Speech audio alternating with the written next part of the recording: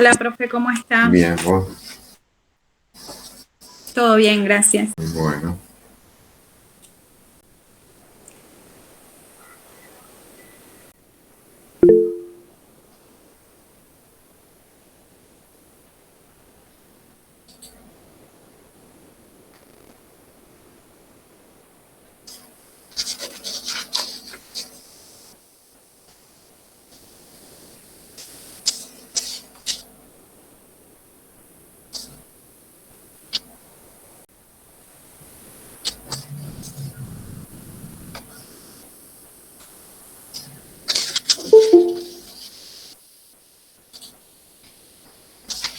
Hola Alejandro. Hola, buenas noches. ¿Cómo va? Hola Bárbara. Hola, buenas tardes, profesor. Buenas tardes.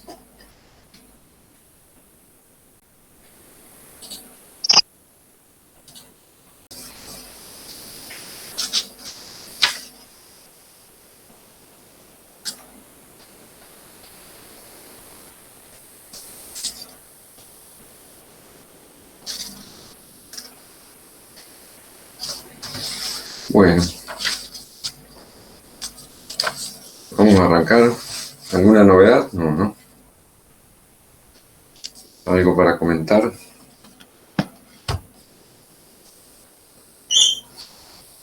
¿Está todo tranquilo? Hasta ahora todo tranquilo, sin novedad. Bueno, espero que siga así. ¿Están preparando para rendir exámenes? Sí. En mi caso no. ¿No? ¿Los demás? Quedarán para agosto. Bien. Pocas respuestas, ¿no?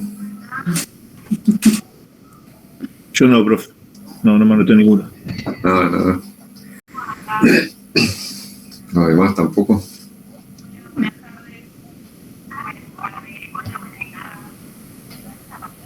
Yo porque si están aburridos les puedo dejar algún trabajo para estas semanas que vienen. Sí, no hay problema. En mi caso no hay problema, pueden enviar nomás. En mi caso sí. Después me matan los chicos, pero no importa. Seguramente. Sí. Vamos a tratar de evitarlo. ¿El trabajo o que me maten?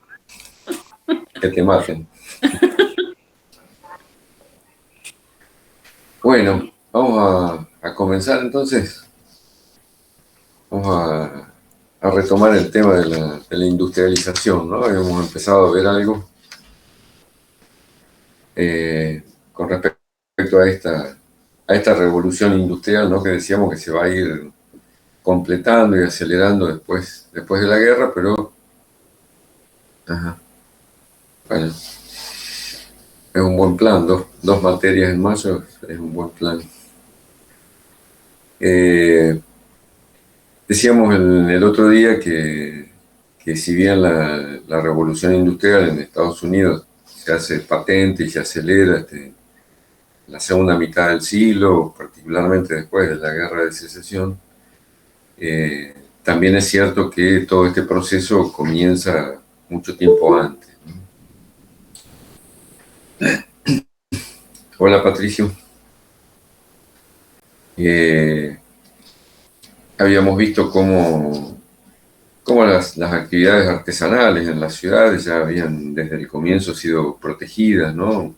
Recordemos las medidas de protección aduanera, ¿no? Que reciben para, para cumplir con ese objetivo que decíamos que resultaba bastante claro para los sectores burgueses del norte, que era el de desarrollar la industria de manera autónoma, independiente, para sostener la autonomía y la independencia en un mundo que, bueno, que tenía a Inglaterra como la potencia industrializada más avanzada, pero que evidentemente el rumbo de los otros países europeos iba en ese sentido, por lo menos de algunos de ellos.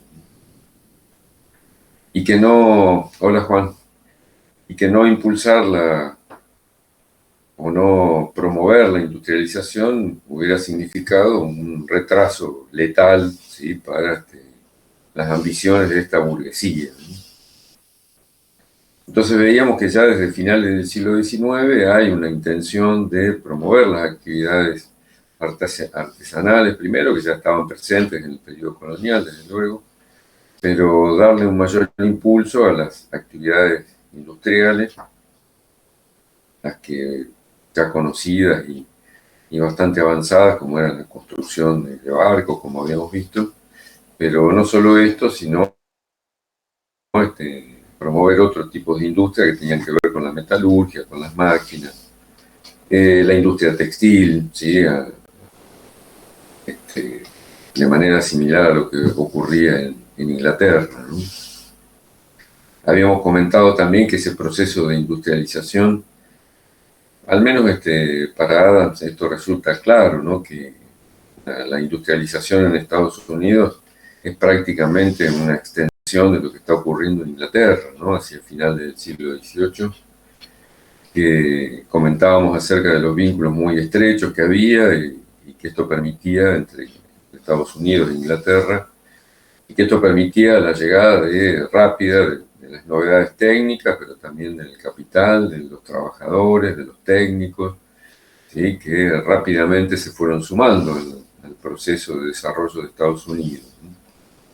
En función, como vimos, de las enormes oportunidades y posibilidades que presentaba, ¿no? Para el enriquecimiento, ¿sí? De aquellos que estuvieran decididos a encarar alguna organización empresaria.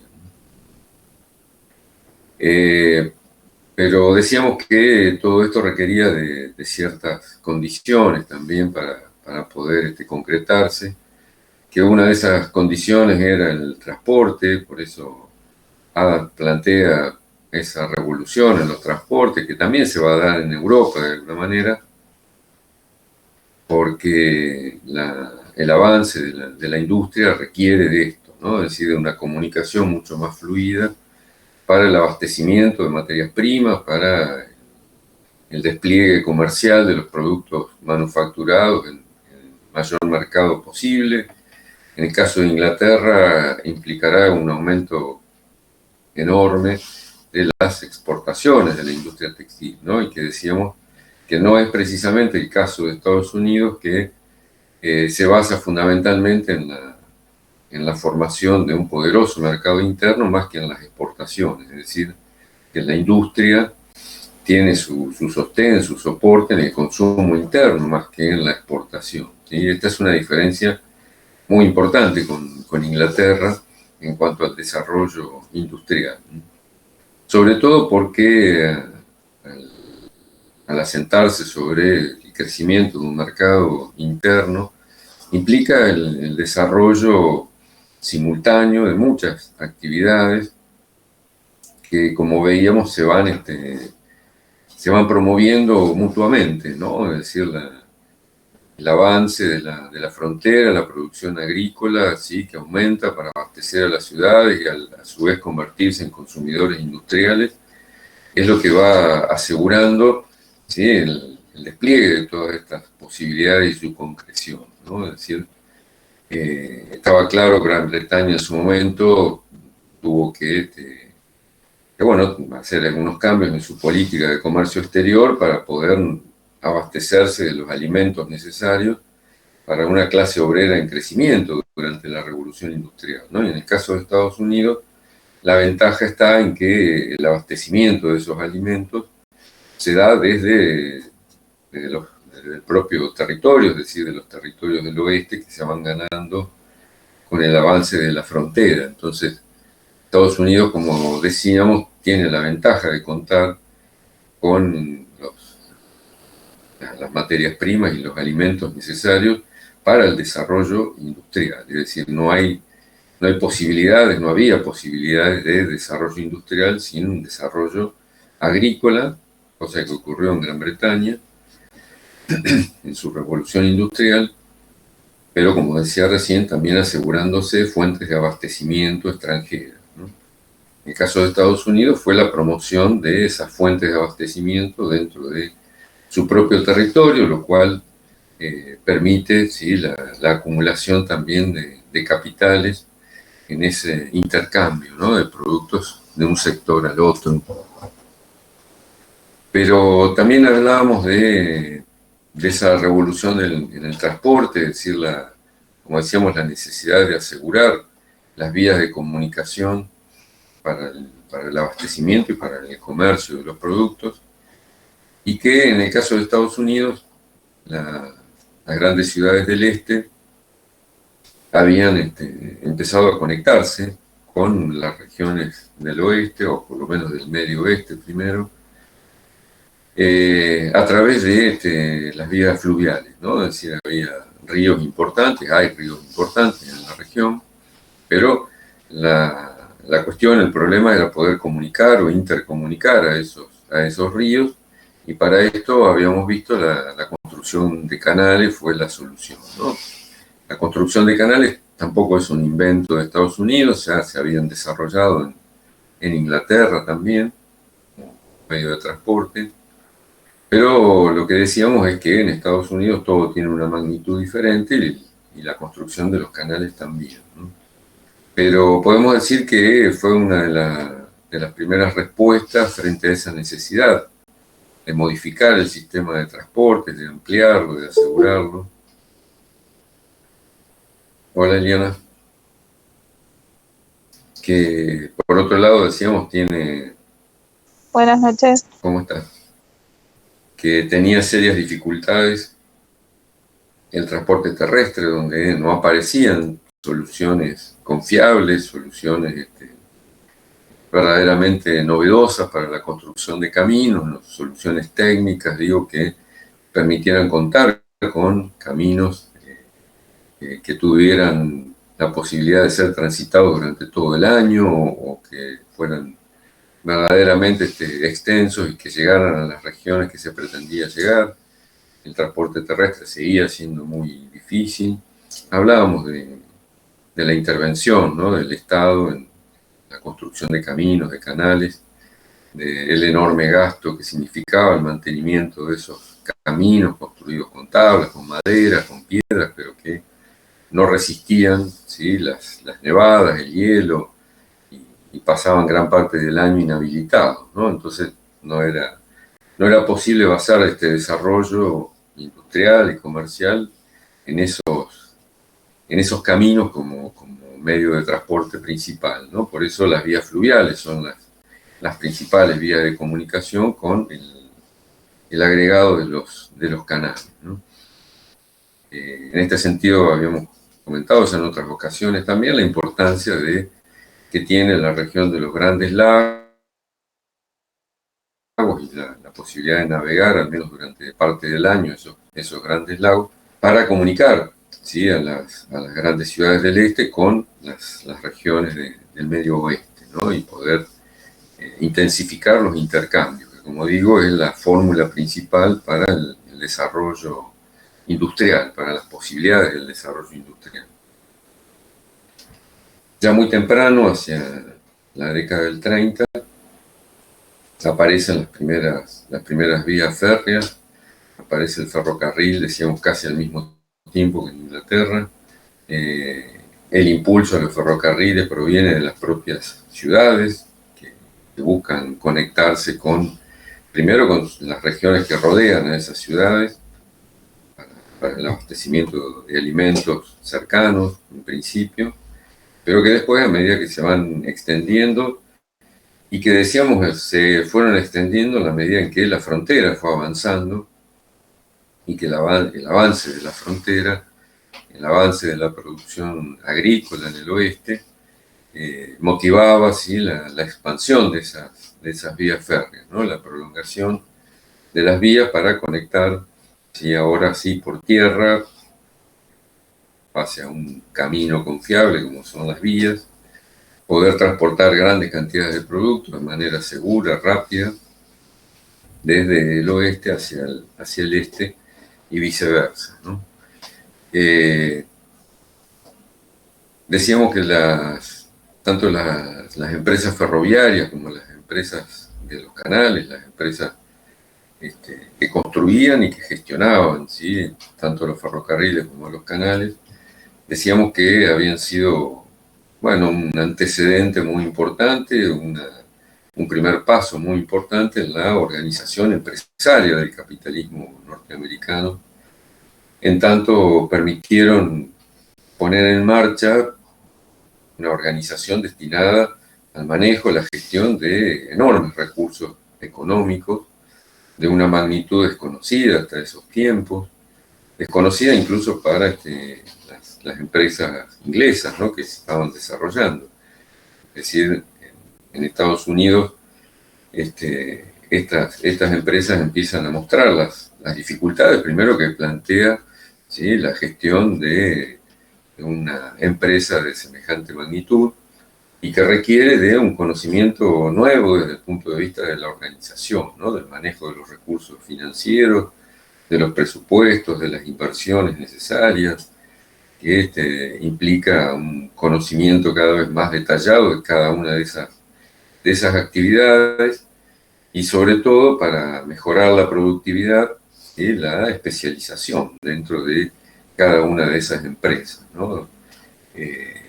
Ya empiezan a aparecer organizaciones donde no hay una única persona que conduzca ese proceso, sino que ya son, ¿sí?, organizaciones de conjunto, ¿sí?, que trabajan coordinadamente, distintos sectores que se van especializando y que deben trabajar de manera coordinada para obtener los mejores resultados.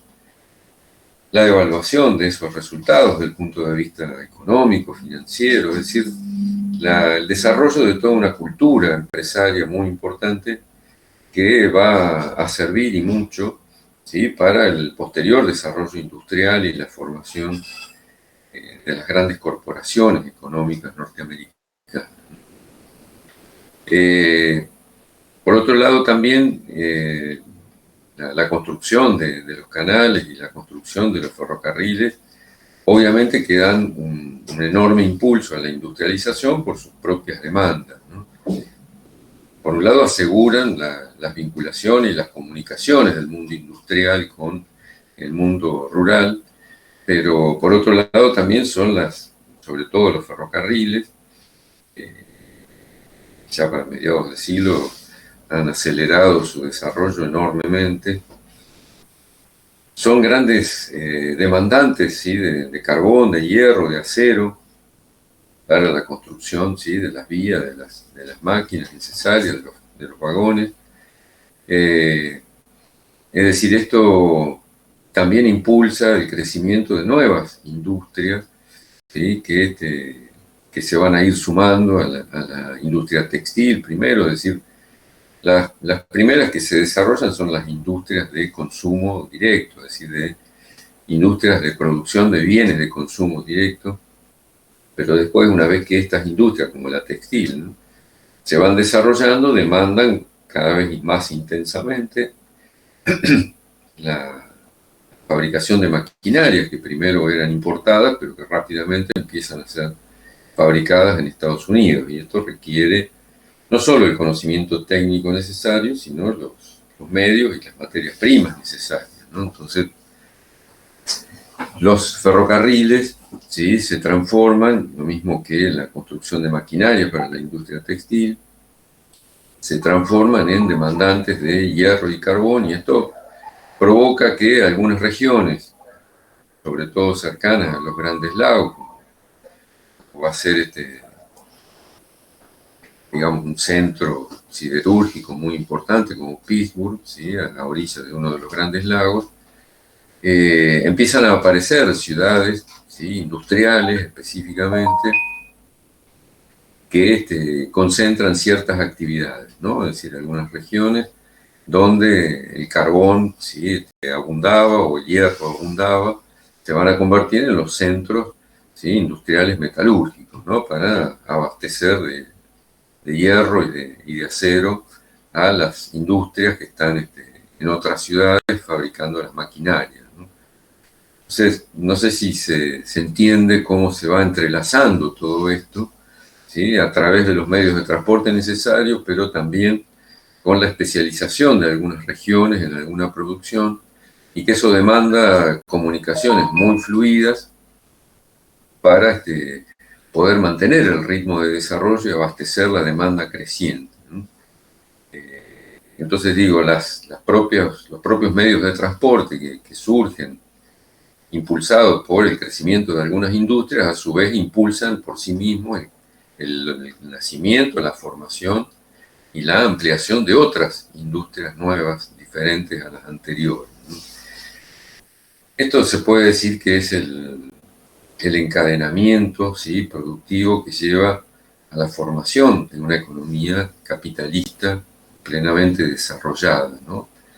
Este encadenamiento que arranca desde la producción de bienes de consumo, pero que después se convierte, bueno, en una economía donde hay industrias que fabrican productos para otras industrias, ¿no? Es decir, fabrican bienes de consumo industrial, sobre todo la industria de maquinaria, ¿no?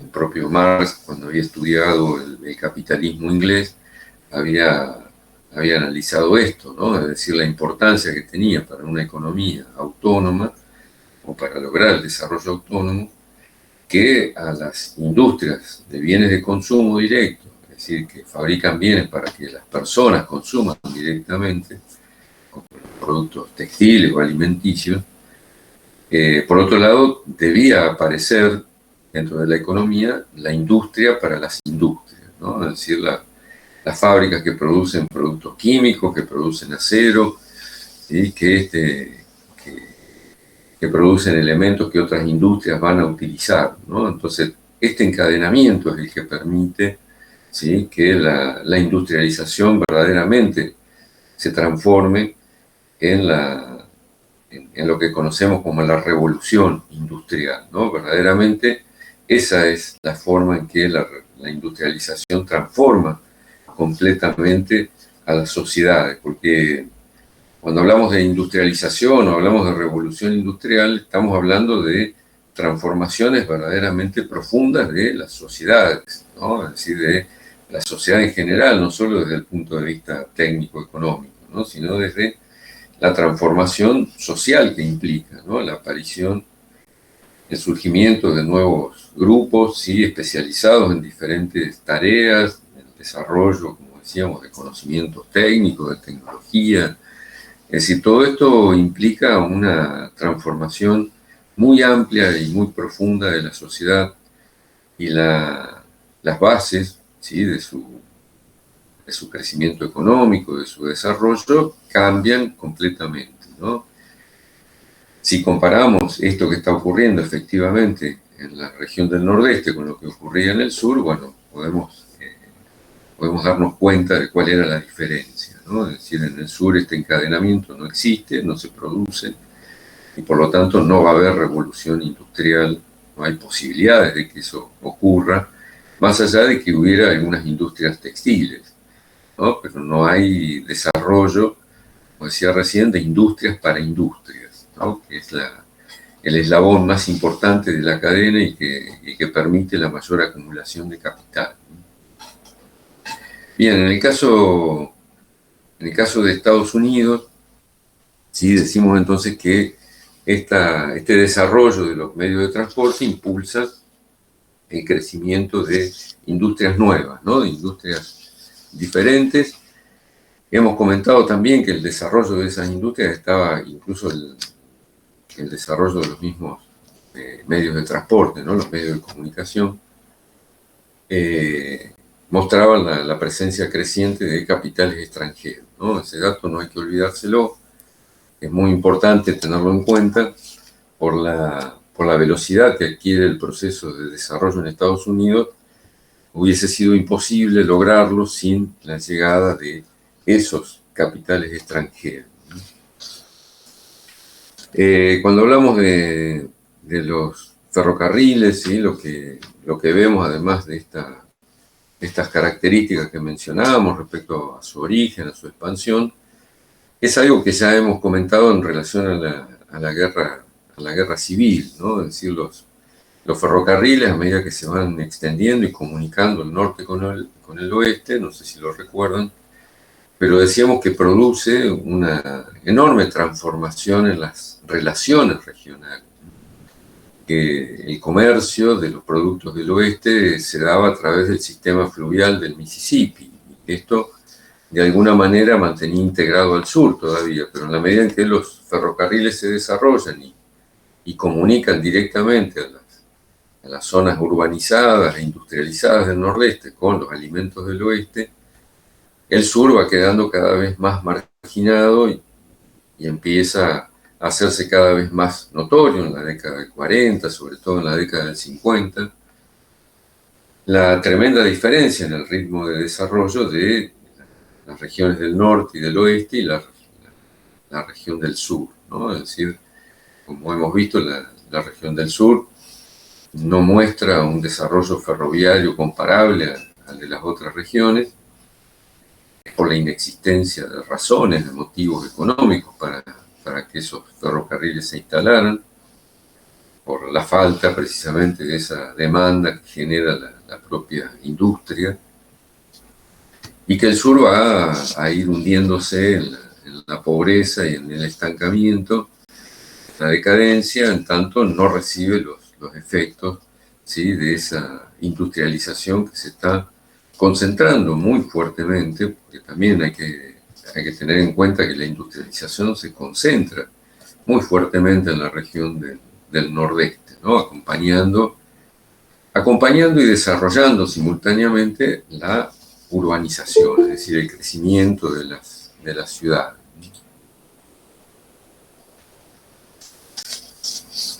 Bien, ¿qué dicen hasta acá?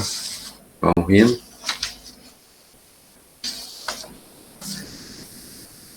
¿Vamos bien?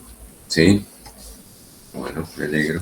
Sí, profe, vamos bien. Hay un dato ahí que Adams menciona también respecto a los ferrocarriles, que es que hacia finales de la década del 60, después de la Guerra de Secesión, bueno, por un lado que la Guerra de Secesión misma había interrumpido la construcción de ferrocarriles, ¿no? Pero que después ni bien termina la guerra, retoman la construcción de los ferrocarriles y consiguen un logro fundamental en ese momento, a finales de los 60, que fue comunicar los ferrocarriles o comunicar por ferrocarril las dos costas, ¿no? Es decir, lograr la unión de los ferrocarriles que comunican a la costa del Pacífico y la costa del Atlántico era un objetivo estratégico muy importante, ¿no? De esas vías troncales transcontinentales se derivan, bueno, todas las vías necesarias para integrar en general los diferentes territorios y las diferentes regiones por donde esas vías pasan, ¿no? Pero ese tendido de las líneas transcontinentales precisamente es el que se va desarrollando y se completa en la región del norte, el oeste y, en definitiva, el lejano oeste, es decir, California, ¿no? También en relación a esto, no recuerdo bien, pero me parece que lo comentamos también, que los ferrocarriles en general no son, o por lo menos en las primeras etapas, no son los ferrocarriles los que abren, ¿sí?, los territorios a la expansión de la producción o abren los territorios para el poblamiento, ¿no? Es decir, no es el ferrocarril el que va adelante de la ocupación territorial, ¿no? Sino que la Unión de las Costas en 1869, ¿sí? La primera vía que comunica las dos costas en 1869.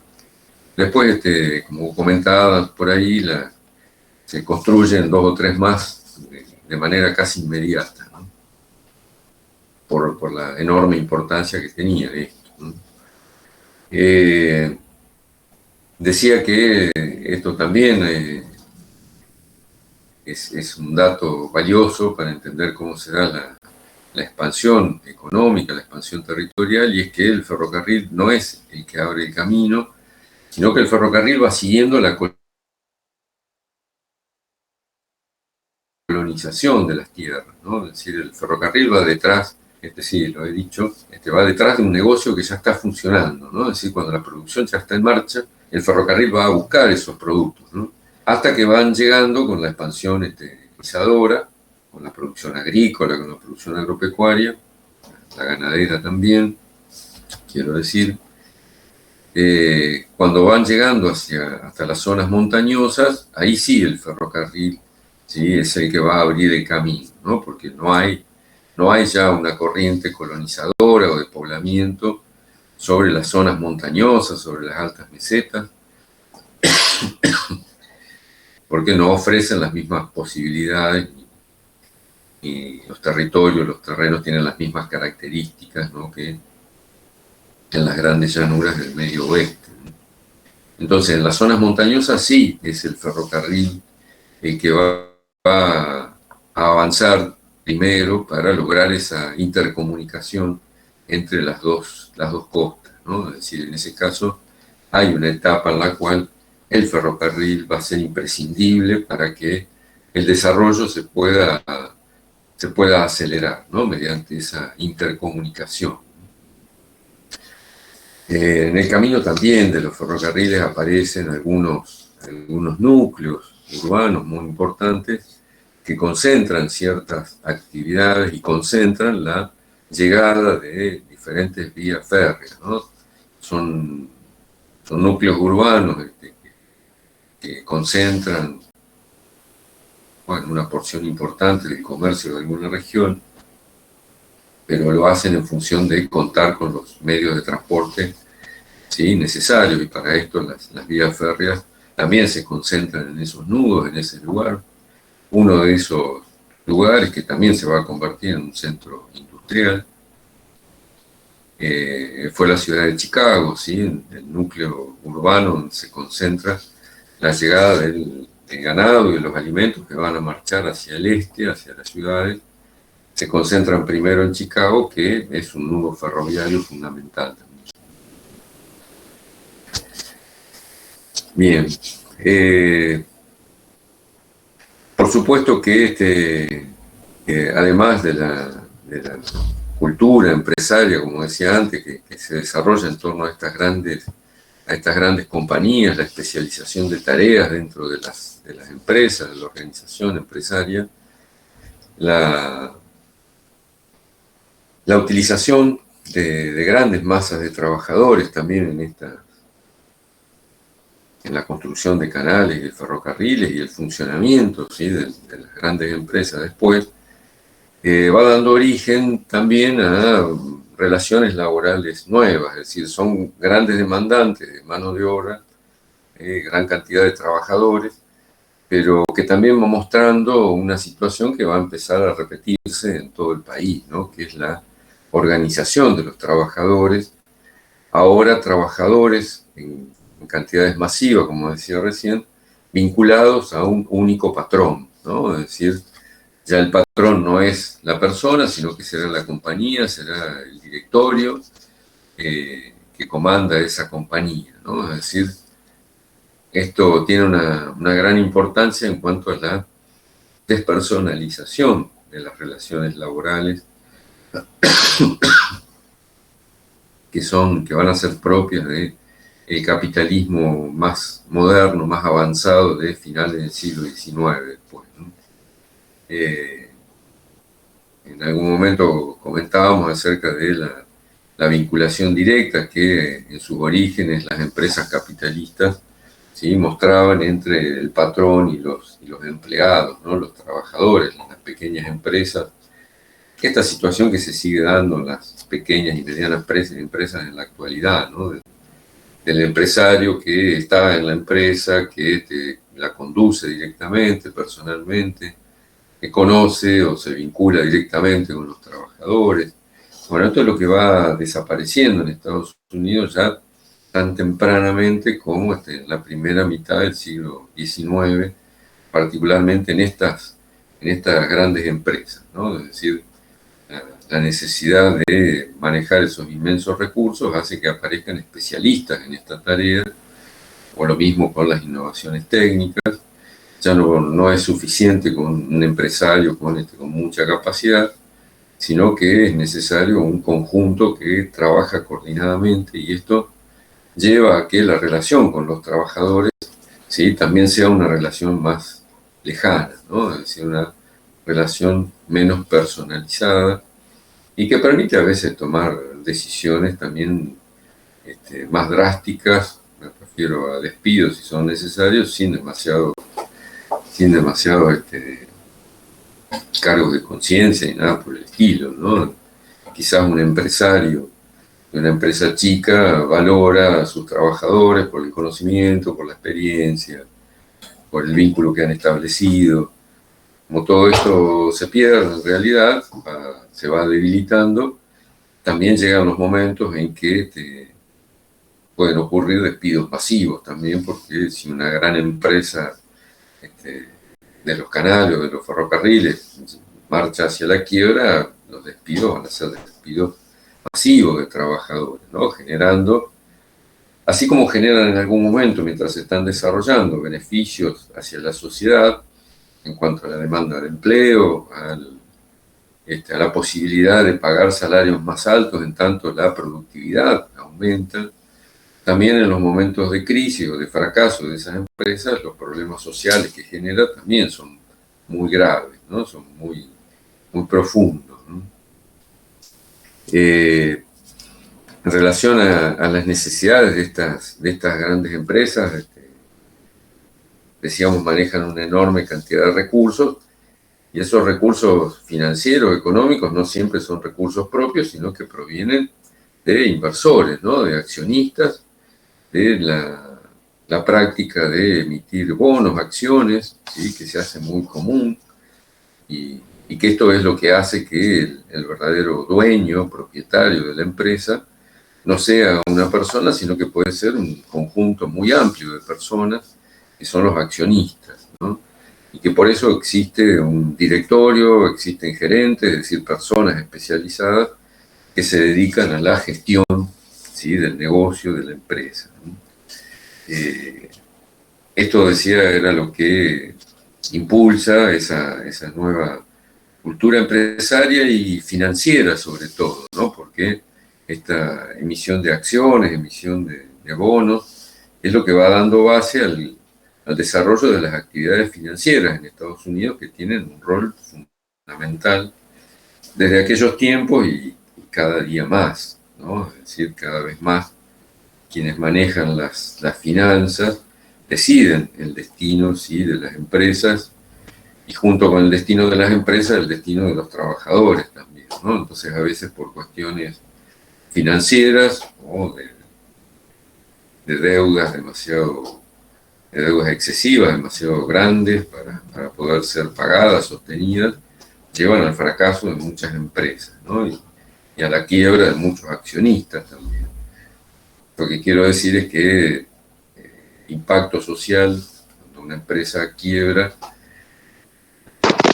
cuando una empresa debe discontinuar sus actividades, impacta no solo sobre los trabajadores que pierden su empleo, sino que en general en este modelo de empresas por acciones hay un impacto social incluso en clases medias o clases altas por la pérdida, ¿sí? De sus capitales, ¿no? De sus recursos que han sido invertidos en esas empresas, ¿no? Es decir, el impacto social, lo que quiero señalar es que el impacto social que tiene la industrialización se da por vías muy, muy diversas, ¿no? Es decir, el crecimiento del capitalismo va entrelazando, ¿sí?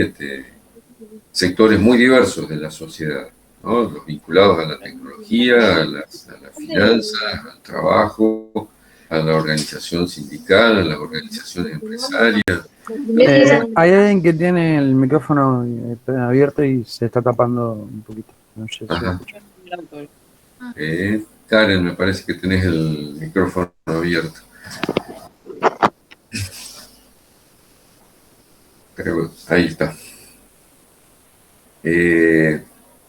Bien, decía que estas características, ¿sí? de la organización empresaria que comienzan a darse con estas empresas, va a ser el formato el modo de organización del capitalismo en Estados Unidos, ¿no? Que, insisto, tiene características propias, no digo desde sus comienzos, ¿no? Porque, como dijimos antes, es una prolongación del modelo inglés, ¿sí? En cuanto a la industrialización, pero que, dadas sus características específicas, empieza a diferenciarse rápidamente, como en este caso, ¿no?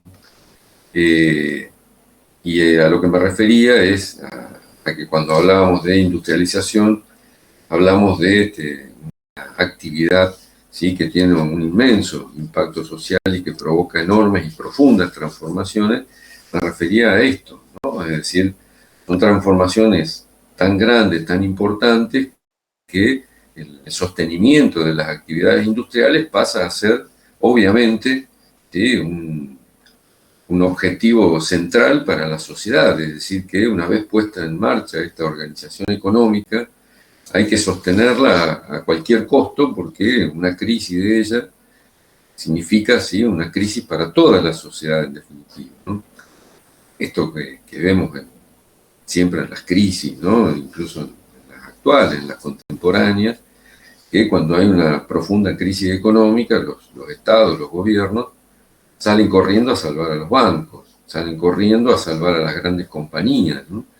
Porque se supone que, más allá del desempleo que puedan provocar, tienen impactos, ¿sí?, en toda la estructura económica de manera muy generalizada. Entonces, no salvarlos sería posiblemente, bueno, causa de crisis mayores todavía, ¿no? Creo que nunca los podremos comprobar, porque siempre van a salir a salvarlos, ¿no?, obviamente. Pero si tenemos en cuenta esto que estaba comentando recién, quizás se pueda entender a veces por qué salen con tanto apresuramiento a brindarles apoyo financiero, sostén. Sí, está claro que son los sectores, digo, el sector bancario, financiero, las grandes corporaciones industriales, claramente no parecen ser los que necesiten un apoyo del Estado, ¿no?, que necesiten subsidios. A pesar de que se critican tanto los subsidios a los pobres, resulta que los subsidios más grandes van a parar a los más ricos y poderosos, ¿no? Sí, sí, sí. Ya para la crisis del 29, todo esto ya había alcanzado un desarrollo gigantesco, mayúsculo, ¿no? Todavía para el siglo XIX, o por lo menos para la primera mitad del siglo XIX, no resultaba del todo claro, ¿sí?, la amplitud del impacto que podía tener la quiebra de estas grandes empresas, ¿no? Todavía durante el siglo XIX, comienzos del XX, el capitalismo sigue confiando en que los agentes privados se arreglan para resolver sus crisis, digamos, ¿no? Pero cada vez más, ¿sí?, los estados se ven comprometidos a salvar esas situaciones, por esto que estaba diciendo, ¿no? El no hacerlo podría traer problemas sociales mucho más graves todavía que el simple, digo, ¿no?, el simple desempleo, o solamente el desempleo, ¿no?, sino que impactaría sobre prácticamente toda la estructura económica. Bien, todo esto, la industrialización misma está vinculada, por otro lado, a una transformación social de otro tenor, que es la urbanización, ¿no? Es decir, en uno de los puntos, Adam señala, analiza esto, ¿no? Es decir, la vinculación directa que hay entre el crecimiento de las industrias y el crecimiento de las ciudades, ¿no? Por un lado, porque al comienzo las industrias mismas aparecen dentro de esas grandes ciudades, ¿no? Pues a medida que la industrialización vaya creciendo y se vaya desarrollando, como decía antes, aparecen, ¿sí?, ciudades en torno a ciertas concentraciones industriales, ¿no? Es decir, que en un principio la industria va siguiendo a las ciudades y después son las ciudades las que siguen a la industria, en algunos casos, ¿no? Como decía antes, de la producción del acero, ¿no? Es decir, la ciudad de Pittsburgh, sí, nace en función del desarrollo de la industria del carbón y del hierro, ¿no?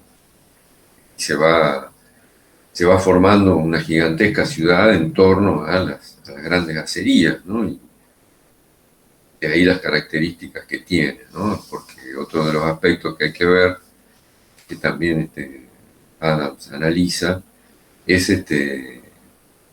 el enorme costo social que tiene la industrialización, pero también el terrible costo ambiental que tiene, ¿no? Imaginemos que industrias como la siderúrgica o la industria del carbón, ¿sí? Son industrias altamente contaminantes y destructivas del medio ambiente, ¿no?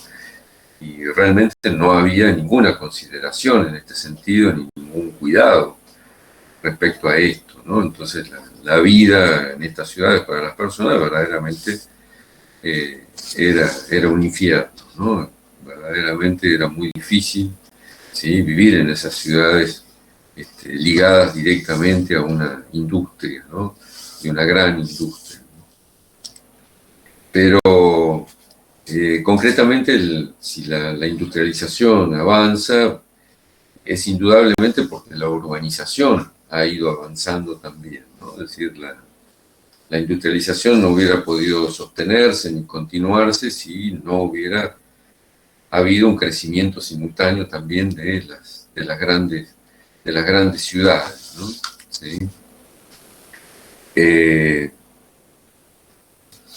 En la medida en que, como decía recién, la industrialización avanza y nuevas regiones empiezan a urbanizarse, empieza a crearse también un entrelazamiento entre esas distintas regiones, ¿no? Entre las propias ciudades, que promueven también a su vez no solo el crecimiento de las industrias, sino los medios de transporte también, medios de transporte que a su vez hacen crecer también otras industrias y otras ciudades, ¿no? Y así vamos viendo cómo se desarrollan y se sostienen, como decíamos, mutuamente, ¿no? Y se nutren, ¿sí? Una de otra de manera simultánea, ¿no? Cuando hablamos de las grandes ciudades, bueno, hablamos inicialmente de los que han sido los grandes puertos, ¿sí? Coloniales, ¿no? En principio son la base de las que van a ser las grandes ciudades, ¿no? En el caso de Filadelfia o Boston, quizás no tanto, Nueva York más, ¿sí? Todavía. En la zona del Pacífico, bueno, San Francisco, vendrán otras ciudades nuevas, ¿no? Pero en el caso del este, que es donde está el origen, ¿sí? de la urbanización, originalmente esa urbanización obedece al desarrollo del comercio internacional y de los puertos, ¿no? Y a eso se va a ir agregando la actividad manufacturera y la actividad industrial, ¿sí? El avance, decía, de la industrialización va transformando a estas ciudades también, en la medida en que las industrias demandan otras actividades, no solo en materias primas o de otras industrias, sino también de muchos servicios, ¿no? Es decir, la medida en que la industria se desarrolla, estas sociedades capitalistas se van convirtiendo al mismo tiempo en sociedades con muchos servicios, ¿no? Servicios legales, servicios técnicos, servicios profesionales. El aumento de los ingresos de la población lleva a consumos diferentes y por lo tanto a un crecimiento también de las actividades comerciales del pequeño comercio, digamos, ¿no? Del comercio de cercanía, decimos hoy, pero sobre todo para el abastecimiento de un mercado consumidor creciente, que es el que genera la industrialización. Entonces, la urbanización empieza a mostrar características, ¿sí? También novedosas, ¿no? Es decir, no solo de la presencia de algunas industrias, sino también del crecimiento de otras actividades diferentes, ¿no? Esto va a llevar a que, sobre todo en la actualidad, pero ya para principios del siglo XX, las economías capitalistas tuvieran más personas empleadas en el sector servicios que en el propio sector industrial o en el sector agrícola, ¿no? La industrialización va llevando a un aumento enorme de la mano de obra, por supuesto, crecimiento de la clase obrera industrial, pero también, ¿sí? Conlleva un crecimiento muy amplio de los trabajadores en los servicios y al mismo tiempo, simultáneamente, una disminución de la población dedicada a la producción, ¿sí? rural, ¿no? La producción de alimentos y de materias primas mismas, ¿no? Por los avances tecnológicos, ¿sí? Que promueven una mecanización del agro. En Estados Unidos eso es un fenómeno extraordinario, que son los más importantes inventores y fabricantes de máquinas agrícolas, ¿no? Por la extensión del territorio. Y esto es otro aspecto, otro capítulo de esa transformación que produce la revolución industrial, ¿no? Es decir, un cambio completo, un cambio profundo en la distribución de las tareas entre la población, ¿no? Entre los trabajadores. Es decir, hay un vuelco enorme desde sociedades mayoritariamente agrarias, ¿sí? Hacia sociedades mayoritariamente urbanas y ciudades donde lo que predominan son los servicios, ¿no? Es decir, son las ciudades cada vez más concentran servicios, decía, más que industria, ¿no? Fundamentalmente, obviamente, el comercio, ¿no? Pero son fundamentales para el desarrollo industrial, insisto. No hay posibilidades, sí, para la industrialización si no hay un crecimiento de las ciudades, ¿sí? ¿Estamos de acuerdo? Este crecimiento, por supuesto, de las ciudades, ya lo hemos dicho muchas veces, promueve el crecimiento de la producción agraria, ¿no? La producción de alimentos.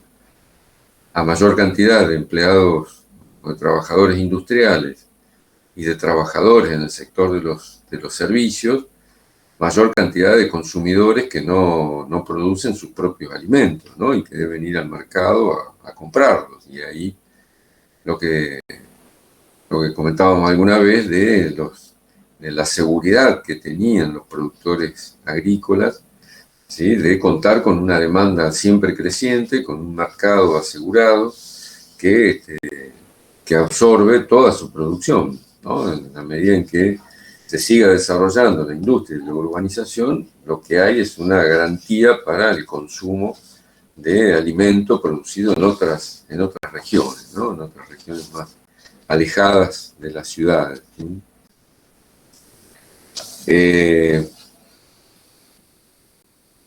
La industria, bueno, por otro lado, también impulsa el desarrollo en torno a las ciudades, ¿no?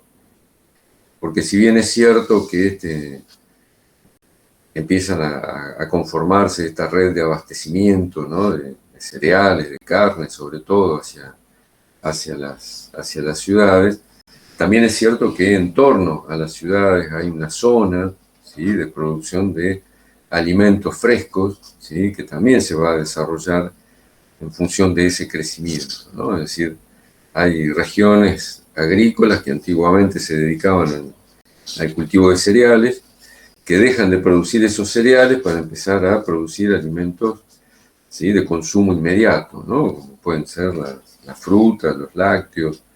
Es decir, ahí también hay una transformación en las zonas que rodean a las ciudades, ¿no? Los cultivos más amplios, como el de los cereales, extensivos, ¿no? Como el de los cereales, o la cría de ganado, se van alejando de las ciudades y van dando lugar al desarrollo de estas producciones, ¿sí? Que requieren la cercanía del mercado de consumo, ¿no? Tengamos en cuenta que no había, ¿sí? Todavía refrigeración, ¿sí? O formas de mantener frescos los alimentos, ¿no?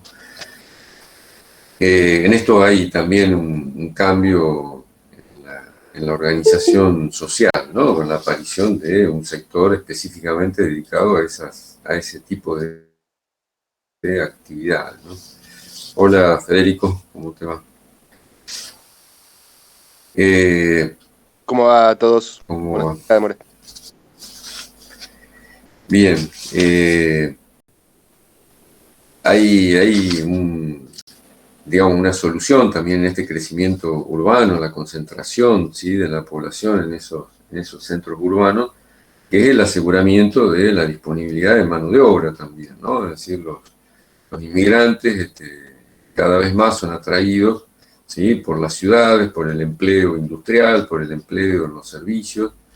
Entonces digo, la llegada de inmigrantes extranjeros, inmigrantes internos también, porque siempre hay una tendencia hacia de la migración desde la zona rural hacia las ciudades, ¿no?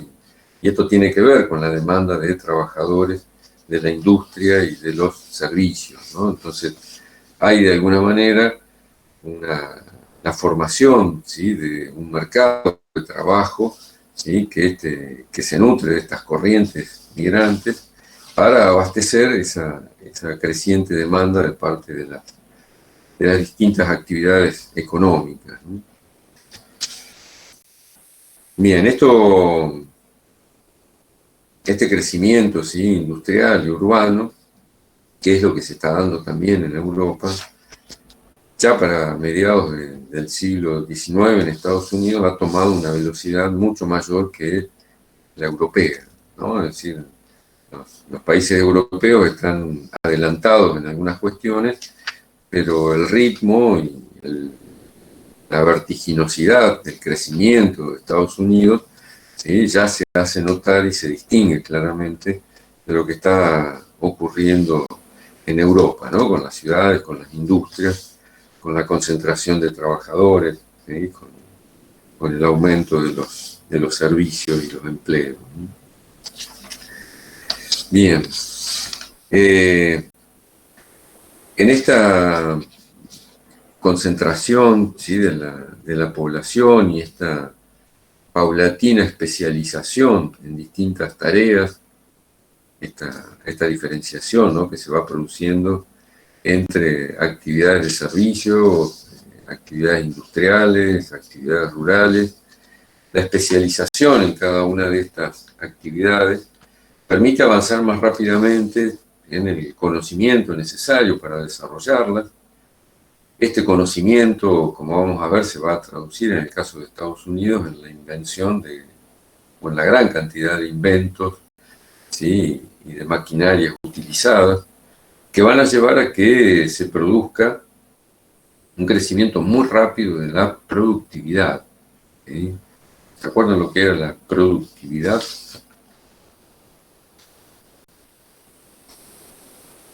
Rápido, así. La respuesta del instante. La productividad. Productividad, sí. ¿No es la capacidad de producir cierta cantidad de cosas en cierto tiempo? Sí, ¿sí? Es decir, la productividad, que aumente la productividad significa que se puede producir más en la misma cantidad de tiempo, ¿no? Y a esto contribuye enormemente la utilización de maquinaria, es decir, la aplicación de capital, ¿no?, para la instalación de maquinarias más grandes, más modernas.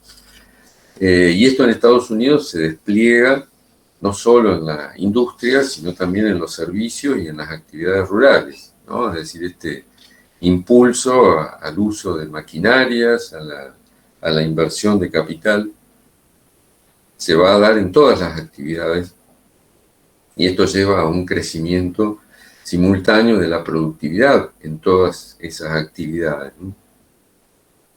Porque, a diferencia de esto, fíjense lo que ocurre, ¿sí?, lo que vamos a ver en los países latinoamericanos monoproductores, ¿no? Los productores primarios para la exportación, ¿sí? Se especializan tanto en una sola actividad, ¿no?, que aplican todo el esfuerzo a esa actividad, que es la actividad exportadora. Esto impide que el aumento de la productividad se traslade a otras, ¿sí?, actividades económicas, ¿no?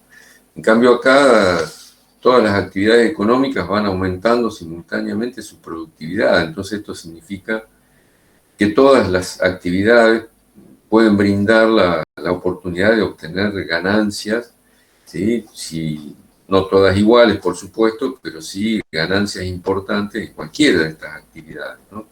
En cambio, en economías que están exclusivamente especializadas en una actividad, como puede ser la actividad agrícola, y que brinde ganancias absolutamente extraordinarias comparadas con otras, hace que las otras actividades no no atraigan inversiones, no atraigan trabajadores, no atraigan la actividad empresaria, ¿se entiende? En cambio, en Estados Unidos la posibilidad del aumento de la productividad, por esta facilidad, por esta característica, ¿sí?, que tuvo esta sociedad, ¿sí?, que es la de aplicar innovaciones tecnológicas a cualquier actividad, buscar el reemplazo de la mano de obra que era muy cara, usando máquinas, aplicando capital, permitía al mismo tiempo aumentar esa productividad y por lo tanto aumentar las ganancias. Aumentar las ganancias significa aumentar la acumulación de capital también. La acumulación de capital al mismo tiempo permitirá nuevas inversiones, que a su vez, ¿sí?, volverán a aumentar la productividad y así seguirá dándose todo ese circuito virtuoso del crecimiento y el desarrollo económico. ¿Sí? ¿Se entiende lo que digo?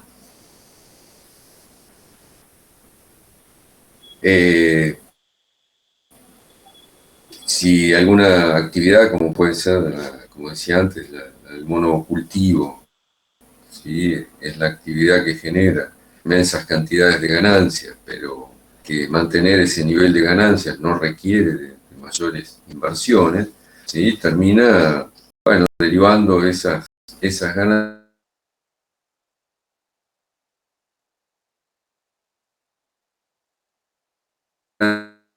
ganancias o solamente termina siendo reinvertida en la propia actividad y que no genera un impacto en el resto de la sociedad. Acá tenemos que el aumento tiene un impacto sobre el resto de las actividades y promueve a su vez, ¿sí?, un aumento de la productividad también. ¿Sí? Estamos siguiendo el asunto. ¿Qué dicen? Sí, profe. Sí, perdón. Algo... Silenciado el micrófono. Ajá. Algo que venimos resaltando entonces es esta simultaneidad, ¿no?, de crecimiento urbano, industrial, agrícola, con el aumento de como decía recién, de la productividad, el aumento de la acumulación de capital, el aumento de la masa de trabajadores, de la población en general, la especialización, el avance tecnológico. Todo esto se va, como decía recién, nutriendo simultáneamente, ¿no? Pero parece bastante claro que si no había desarrollo urbano, nada de esto se iba a producir o podía llegar a producir. Por lo menos parece ser esta la lectura que deja el sur, ¿no?, de los Estados Unidos. ¿Se acuerdan que dijimos que no hay un desarrollo urbano en el sur primariamente, ¿no? Es decir, desde el comienzo del proceso de unidad, el proceso de crecimiento, ¿sí?, de los Estados Unidos, si algo llama la atención a la sociedad de Estados Unidos, es que en el sur no hay crecimiento urbano, ¿no? Y por eso digo, pareciera dejar esto en claro, que todo este proceso del cual estamos hablando tiene una vinculación directa con un crecimiento urbano originariamente, ¿no? Es decir, que en tanto esas actividades primeras que se daban en esas ciudades, que tenían que ver fundamentalmente con el comercio, son las que abren las posibilidades a que se produzca la acumulación de capital y que se produzca, ¿sí?, el paso hacia la industrialización, en tanto proveen no solo del dinero necesario, sino de la demanda necesaria para que esas actividades aparezcan y se desarrollen, ¿no? Que como vimos, en el caso del sur, esto no llegó a producirse, ¿no? En algún momento comentamos esto de que Estados Unidos no era una economía que crecía en base a las exportaciones, sino que creció en base al crecimiento de su mercado interno, ¿no? Y acá tenemos la muestra de eso, ¿no? Estamos hablando de diversas actividades que crecen simultáneamente y que lo que hacen es aumentar la demanda hacia los otros sectores, ¿no? Entonces, esto es lo que permite, ¿sí?, que el desarrollo no se detenga y que vaya arrastrando a gran parte de la sociedad, ¿no? en ese rumbo, ¿no? Bien, y que como hemos dicho, en el sur no se produce, en tanto precisamente no surge ese mercado de consumo interno capaz de impulsar todas esas actividades, ¿no? Y que pensando también en ese encadenamiento de las diferentes actividades, su interrelación, bueno, lo que hacen precisamente es fortalecer a quienes viven de cada una de esas actividades como consumidores de las otras, ¿no? Es decir, el aumento de ingresos es un aumento generalizado, en verdad. No quiere decir que todos fueran ricos de la misma manera. Las desigualdades, las diferencias sociales siguen siendo muy marcadas, pero, como dice Adams por ahí en alguna parte, los ricos en Estados Unidos todavía, por lo menos en la primera mitad del siglo XIX, quizás no se comparen con la riqueza y el lujo, ¿sí?, en el que viven los nobles europeos, ¿no? Pero, por supuesto, van en camino a tener... ¿Qué dice Gonzalo? Tranquilo, estoy acostumbrado a la clase. ¿Qué significa eso? ¿Estás grabando, querés decir? Bueno, a eso. ¿Qué decía yo? Bueno, respecto a esta posibilidad que en el sur no se ha dado, ¿no? Es decir, yo decía como una muestra, como un ejemplo claro de las diversas posibilidades, ¿no?, que se dan a partir de esa diferente situación original, ¿no?, que es la de la actividad comercial, la actividad urbana, como la base, ¿sí?, para dar origen al desarrollo industrial y a todo lo que viene después, ¿no? Que si esa base urbana, comercial, financiera no aparece, difícilmente, ¿sí?, o por lo menos en la historia eso es lo que se ve, no encontramos un desarrollo, ¿sí?, industrial, autónomo, un crecimiento capitalista autónomo, ¿sí?, sino más bien todo lo contrario, ¿no? Nos encontramos con la decadencia, con una escasa distribución de los ingresos, una concentración de la riqueza, y por lo tanto, al estar la riqueza concentrada, no hay capacidad de consumo por parte de los sectores más amplios de la sociedad, ¿no? Acá la fórmula que permite que todo esto ocurra pasa precisamente por ahí, ¿no? Hablábamos de salarios más altos que motivan no solo una mayor capacidad de consumo, sino que es el motivo principal para la utilización de máquinas también, ¿no? Yo decía recién que Estados Unidos se destaca por esto, ¿no? Es decir, ha habido inventores en todos lados, ¿no? Inventores técnicos que han mejorado las maquinarias, que han inventado máquinas nuevas, digo, en Inglaterra, en Francia sobre todo, han inventado nuevas técnicas para la producción de diferentes materiales, en fin. Los inventores no faltaron en ningún lugar, pero en Estados Unidos la cantidad de inventores y de inventos, ¿sí?, que empiezan a aparecer durante el siglo XIX y sobre todo a finales del siglo XIX no tiene parangón con ningún lugar del mundo, ¿no? Y esto tiene mucho que ver con esa necesidad de reemplazar trabajadores demasiado caros, ¿no? Supongo que alguna vez habrán prestado atención, ¿no?, a esta característica que tienen también dentro de su manera de consumir, ¿sí?, la del descarte, ¿no?, la del descarte de muchos elementos, digo, la fabricación de una enorme cantidad de elementos descartables para evitar que imagino cubiertos, platos descartables, ¿no? Que eviten tener que perder, entre comillas, tiempo trabajando para limpiar después los cubiertos, lavar los platos, ¿no? y dejar ese tiempo para otras tareas más productivas, ¿no? Que generen más ingresos. El reemplazo de los trabajadores por las máquinas, ¿sí? También permiten obtener una mayor producción sin tener que pagar salarios tan altos. Pero al mismo tiempo, la utilización de máquinas permite que a los trabajadores que quedan se les puedan pagar salarios más altos porque se empiezan a especializar en el uso de las máquinas también.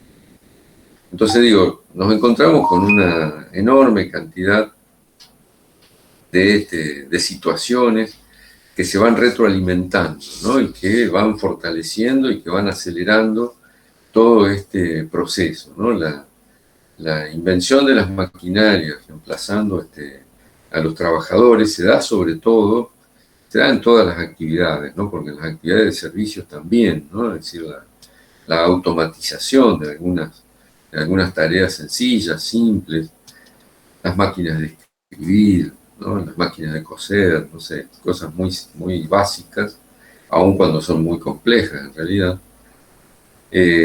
Complejas, digo, en su invención, en su fabricación originaria, van a tener la utilización de estas maquinarias, como mencionaba hace un rato, van a tener un impacto gigantesco en la producción agrícola, ¿no? Es decir, en la posibilidad de poner en producción llanuras gigantescas que jamás hubieran podido tener la mano de obra necesaria para un cultivo manual, ¿no? Es decir, hubiera sido imposible que pudieran incorporar a la producción, ¿sí? Esas llanuras tan extensas, ¿no? Con la población que había en las zonas rurales. Los peones, los jornaleros, sí, eran muy difíciles de conseguir y eran verdaderamente muy caros. Entonces, era muy favorable invertir dinero en la compra de máquinas, en inventar nuevas máquinas, porque verdaderamente en la propia actividad rural sí se generan muchos inventos también, ¿no? No hacía falta tener a un cuerpo de científicos, ¿sí? Pensando los inventos, sino simplemente se hacían sobre la marcha, mejorando instrumentos de trabajo sencillos y transformándolos después en instrumentos mecanizados, ¿no?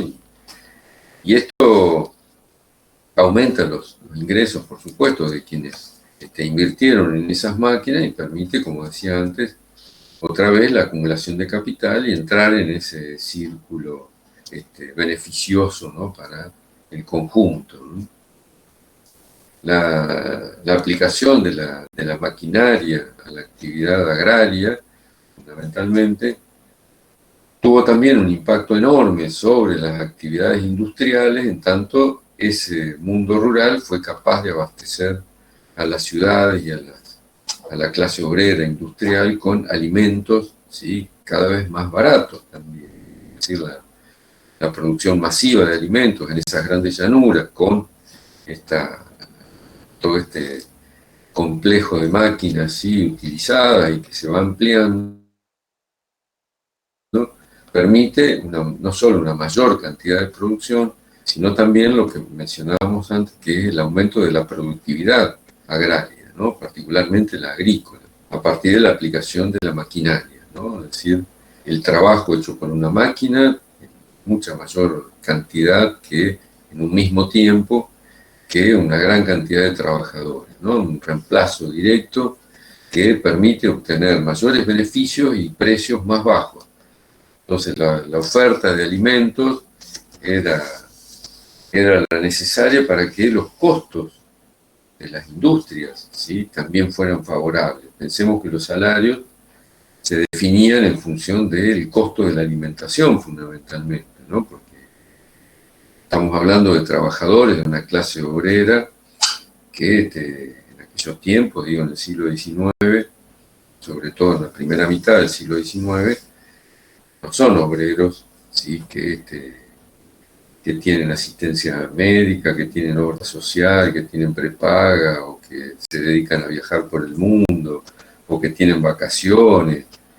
No existe nada de todo eso, ¿no? Entonces, digo, hoy en día los salarios tienen que tener en cuenta todo esto, ¿no? Es decir, los salarios deberían alcanzar para que los trabajadores dieran ciertos gustos, digamos, ¿no? Así que tuvieran cierto confort, que tengan una vivienda asegurada, alimentación de buena calidad, asistencia médica, que pudieran disfrutar del ocio, ¿no? Que pudieran tener vacaciones. Se supone que los salarios deberían alcanzar para eso también, ¿no? Bueno, en aquella época los salarios se fijaban fundamentalmente por el alimento, porque era lo único, ¿sí?, que esos trabajadores pretendían alcanzar, era la subsistencia en definitiva, ¿no? Ya sabemos que las viviendas, bueno, lo vamos a ver también después, las viviendas no eran precisamente viviendas dignas, más bien todo lo contrario, había muy poco cuidado respecto a la salud, el bienestar de los trabajadores, lo que había que asegurar era su alimentación, ¿no? Entonces, cuando había posibilidades de conseguir alimentos más baratos, esto significaba una disminución de los costos para los empresarios industriales, ¿sí? Es decir, la posibilidad de reducir los salarios, ¿no? Entonces, otro motivo, digo, para esa interacción tan intensa y tan beneficiosa para diferentes sectores, ¿no? Las ventajas obtenidas en uno impactando directamente en el otro, ¿no? Y en la sucesiva acumulación de capital, ¿no?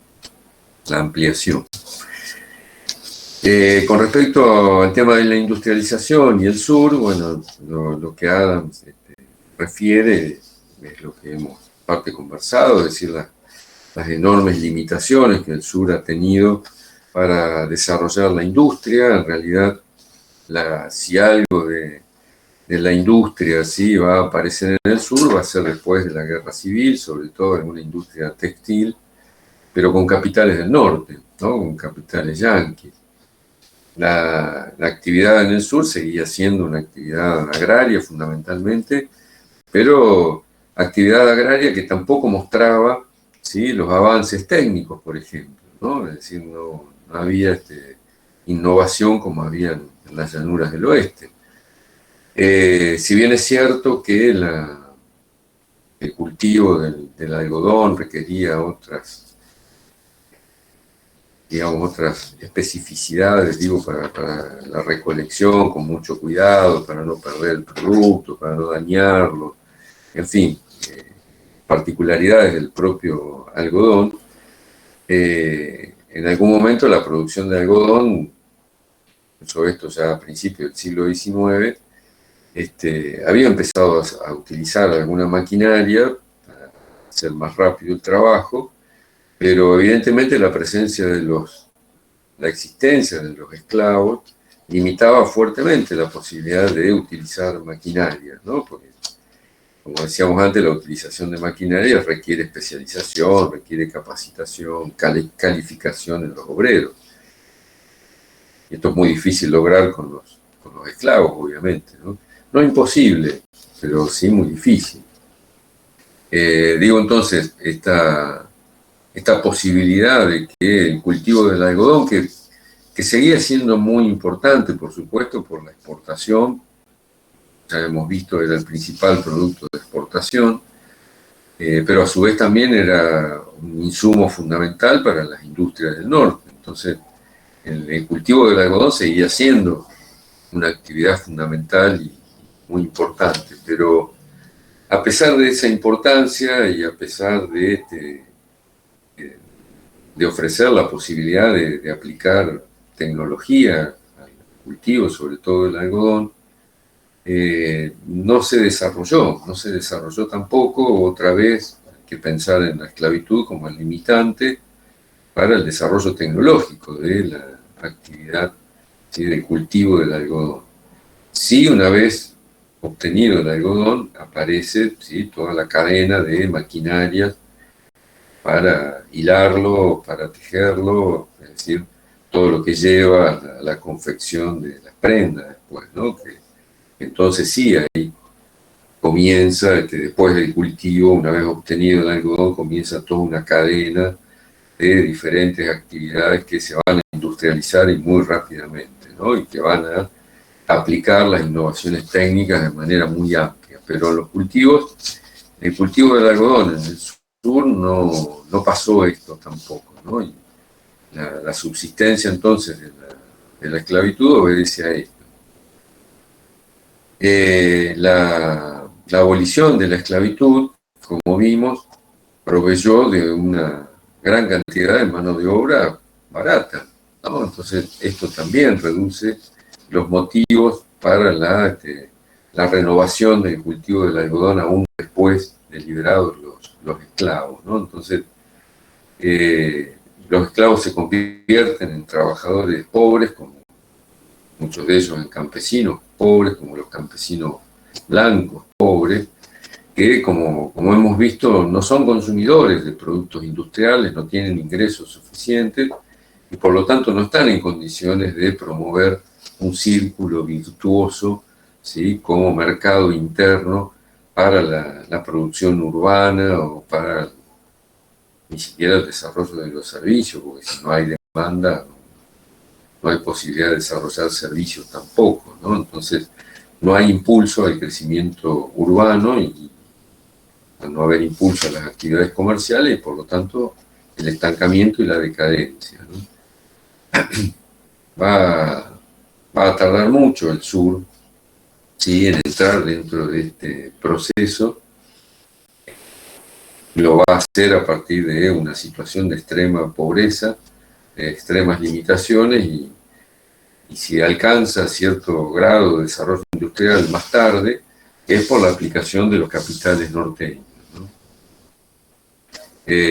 No hay tampoco, ¿sí?, en el sur, ¿sí?, esta complementación, ¿no?, entre productores de alimentos y productores industriales, porque en realidad, como venimos diciendo, las actividades rurales están ligadas al cultivo de un producto para la exportación, ¿no? Entonces no hay una revolución agrícola ni nada que se le parezca, ¿no?, que pueda dar a su vez sustento a un desarrollo industrial. Por lo tanto, también hay se agrega esto, ¿no?, a ese estancamiento, a esa falta de impulso a la actividad